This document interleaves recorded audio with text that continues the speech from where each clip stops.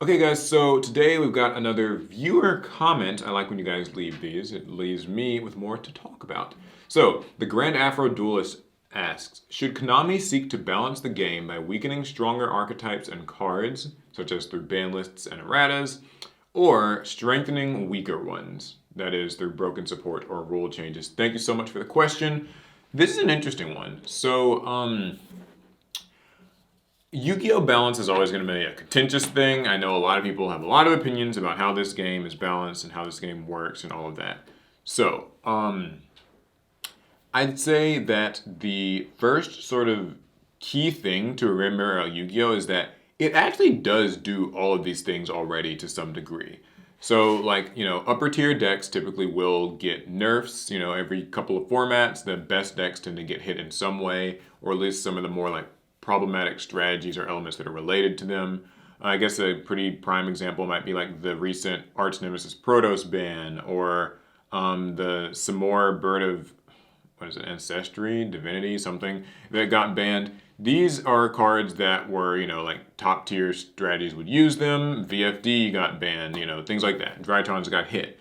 But also, low tier decks do, in fact, get, buffs as well. In fact, something that I feel not enough people give Konami credit for is how many low tier decks end up getting buffed quite frequently.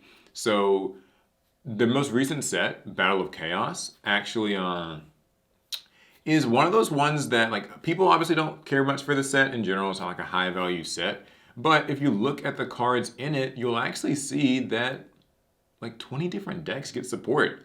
20 different strategies have one, two, maybe three cards in there. DDD's got a few new cards in there. Ghost Trick's got a few new cards in there. And just random other little archetypes got one or two cards here and there that you can add into those decks and it makes them a little bit better. And they've been doing this especially well for the last couple of years, especially since the Vrains era ended. So a lot of the anime archetypes have not been getting so much support. So pretty much every set's just got a lot of space to support older decks. Now, I guess people are never going to be completely happy with that, right? It's never going to be I don't have enough stuff. My deck still could be better. My low tier strategy still needs more support. It still needs more support. It still needs more support. But something I always tell people like that is, just give it some time. Wait, trust me, Konami gets around to pretty much everything, even in just kind of the outlook of sets for the next few months. We've got a bunch of different legendary duelist sets that are going to be supporting things, and we've seen what's in Dimension of Chaos and stuff in Power Elements. So decks will be getting cards. But back to the sort of bigger elephant in the room here is just the whole idea of what's better? Should you nerf? Should you buff? It's actually a common question in fighting games. It comes up a lot. I play a bit of Smash Bros. Something that people oftentimes say is I want the top tiers to be nerfed. They need to nerf this broken thing that they can do. They need to nerf that broken thing this character can do. And they should buff these low tiers and make them more playable.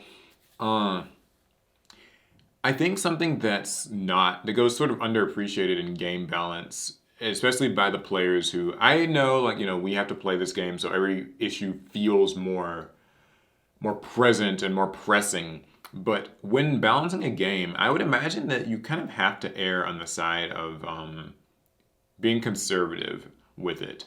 So when it comes to buffing a lot of low tier decks, I think that many low tier decks kind of only get a few cards and they never change tiers. So you'll rarely see a deck that gets new support, say Ghost Tricks, go from being tier 7 or whatever it is to tier 2 overnight. I mean, it happens, don't get me wrong. I know we've had cases of things like Spirals, or maybe Tri Brigades kind of slowly got really good.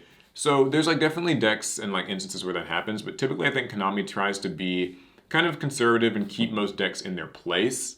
Whether or not you agree with that, that's a different story, but I do think that it's probably for the best for them not to go suddenly buffing every strategy as quickly as they can, because then you end up with a problem where every deck kind of feels OP and super powerful. And while I know that might sound fun on paper, it might not be the best thing for Yu-Gi-Oh! Because Yu-Gi-Oh! Is already a game where people kind of have, strong negative opinions about the whole super long combos, super unbreakable boards.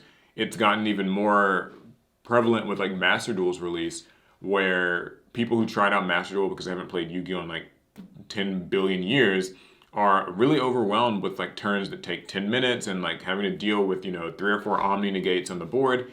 And it just seems like it's a bit much. So if you make low tier decks all be able to do that and be high tier decks, then, it really might just get like completely out of hand. So I think Konami is kind of selective about like how much they will buff these decks. They typically seem to kind of keep it minimal, like the low tier decks still stay low, but just a little bit more like better and maybe more modernized, but not, just whoosh, right? So yeah, that's definitely a thing. Now, there are some caveats, I would say, to like how Konami balances some of these cards.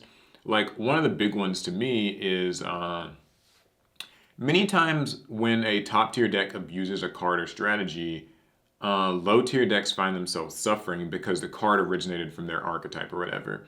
So an example of this might be, let's say, DPE. That's like popular right now.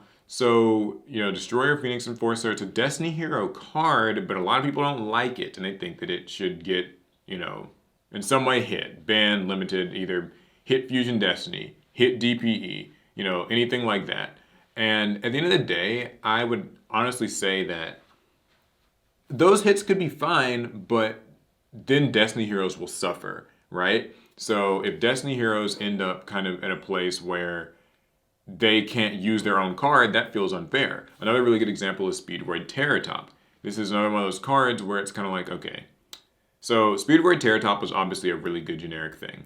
However, the issue is that it was good in like everything, but the Speed Void strategy had to lose it when it got limited. So what do you do about that? Like, I think Konami really needs to be maybe making cards less generic, but that's kind of a different conversation in terms of balancing. But yeah, so that's something that seems to sort of come up a lot, and I don't really like that, just the thought of it very much. Let's see. Any other like thoughts on card balancing and the like? Erratas don't seem like they ever really get used to nerf or buff archetypes. There's only been like a couple of examples of that, but typically I've noticed that within Yu-Gi-Oh! The erratas tend to be targeted more towards staple cards. Your Crush Guard Virus, Ring of Destruction, Chaos Emperor Dragon. A lot of those cards got erratas that just nerfed them. I'm typically not like even big on erratas in general. I'd rather them just, retrain the card with the nerf.